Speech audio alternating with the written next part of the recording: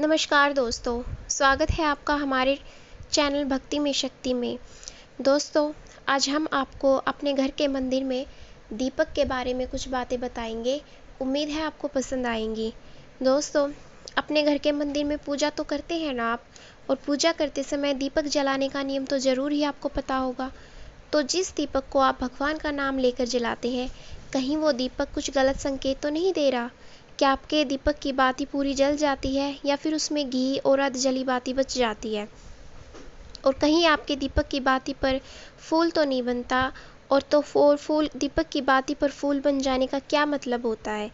तो क्या आप जानते हैं कि दीपक की बाती का पूरा जल जाना और बच जाना क्या संकेत देता है? कहीं आपके जीवन की परेशानियों की वजह आपके जलाए हुए दीपक से तो नहीं जुड़ी? कहीं आप पहले से जले हुए दीपक में तो बाती नहीं जलाते हो?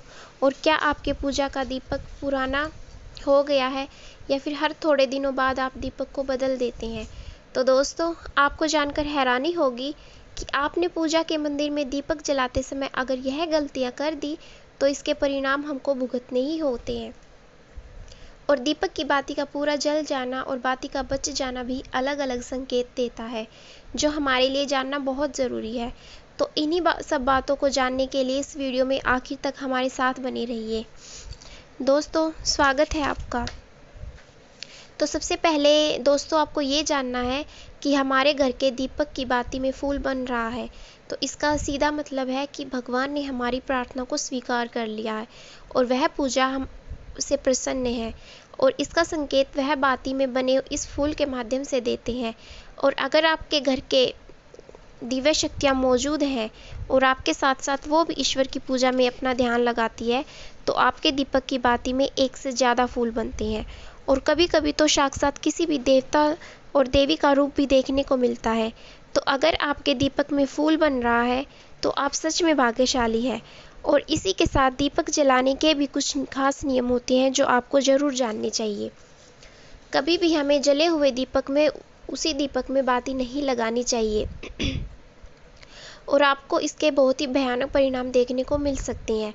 आपके बनते हुए काम बिगड़ने लगते हैं और आपकी तिजोरी का धन खर्च होने लगता है और आपके धन आने के सारे रास्ते भी बंद हो जाते हैं। तो हमेशा ये ध्यान रखें कि जब भी आप दीपक जलाएं, आप हमेशा साफ सुथरा दीपक का ही इस्तेमाल करें। इसी के साथ कुछ लोगों की आदत होती है कि वह हर थोड़े दिन बाद अपने दीपक को बदल देते हैं। तो इस पर गुरुजी का कहना है कि आप जिस दीपक में पूजा करते हैं, आप उसको कभी मत बदलिए। आप उस दीपक को सिद्ध हो जाने दीजिए। जब कोई दीपक भगवान के सामने रोजाना जलता है तो वो शुद्ध हो जाता है। तो आप हर रोज उस दीपक को साफ कीजिए, फिर उसमें बाती रखकर जलाएं। आप जितनी बार भी दीपक जलाएं, उतनी बार उस दीपक को साफ करके बार बार बाती जलाएं। लेकिन अगर आप गलती से भी उस दीपक को बदलते हैं तो आपकी तरक्की में रुकावट आ सकती है। तो गुरुदेव का कहना है कि आप अपने दीपक को कभी भी मत बदलिए। लगातार 10 साल 20 साल तक जितने दिन वो दीपक चले, आप लगातार उसी में बाती जलाएं। इससे आपके दीपक सिद्ध हो जाएगा। और आप इसका चमत्कार अपने घर में भी देख सकते हैं। अगर आपके घर में कोई रोगी है, बीमार है या किसी को बुखार नहीं जा रहा, तो आप इस दीपक को थोड़ी देर के लिए किसी पानी के बर्तन में डालिए और उस पानी को उस रोगी को पिला दीजिए। वहीं अगर आपके घर में किसी को नज़र लगी हो या फिर आपके परिवार में किसी की नज़र लगी हो, आपका काम धंधा अच्छे से नहीं चल रहा हो, तो भी आप इस दीपक को तांबे के बर्तन में रख दीजिए और उसको रात भर के लिए छोड़ दीजिए। अगले दिन सुबह उस पानी का छिड़काव अपने पूरे घर में या दुकान में कीजिए। ऐसा करने से आपको साफ साफ परिणाम देखने को मिलेगा, क्योंकि हम लगातार एक ही वस्तु का प्रयोग अपने पूजा में करते हैं तो वह वस्तु शुद्ध हो जाती है। भगवान की जो ऊर्जा होती है वह उस वस्तु में समा जाती है। तो कभी भी अपने मंदिर के दीपक को बदलने की गलती ना करें।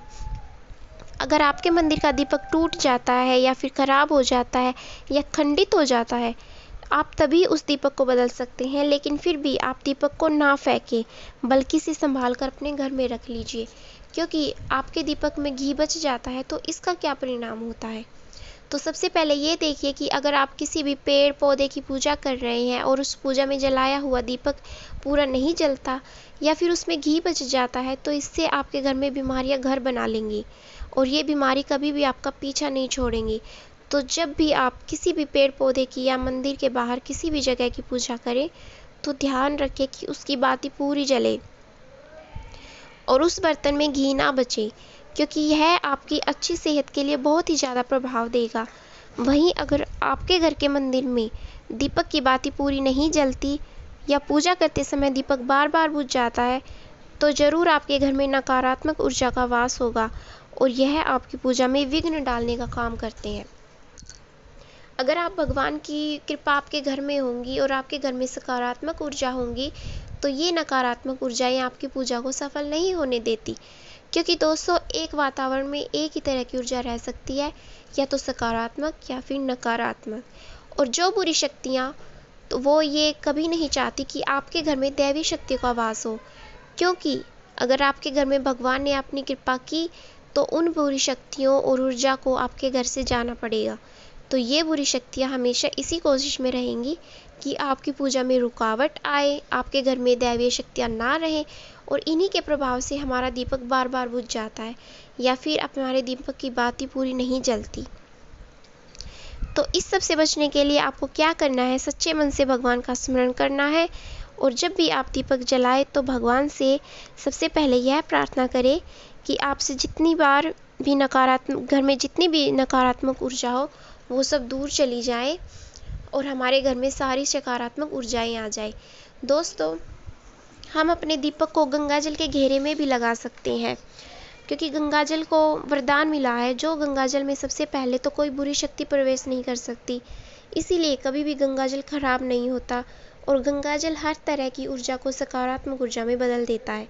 और अगर आप गंगा जल से बने हुए गोल घेरे में दीपक को रखेंगे तो यह आपकी पूजा में किसी भी शक्ति को विघ्न नहीं डालने देगा और कोई भी नकारात्मक शक्ति आपकी दीपक को नहीं बुझा पाएंगी और आप निर्विघ्न अपनी पूजा संपन्न कर पाएंगे और देवी शक्तियाँ भी आपके जीवन में अपनी कृपा और आशीर्वाद बनाए रखेंगी। तो दोस्तों, ये थी हमारी आज की जानकारी। हमारी वीडियो आपको कैसी लगी?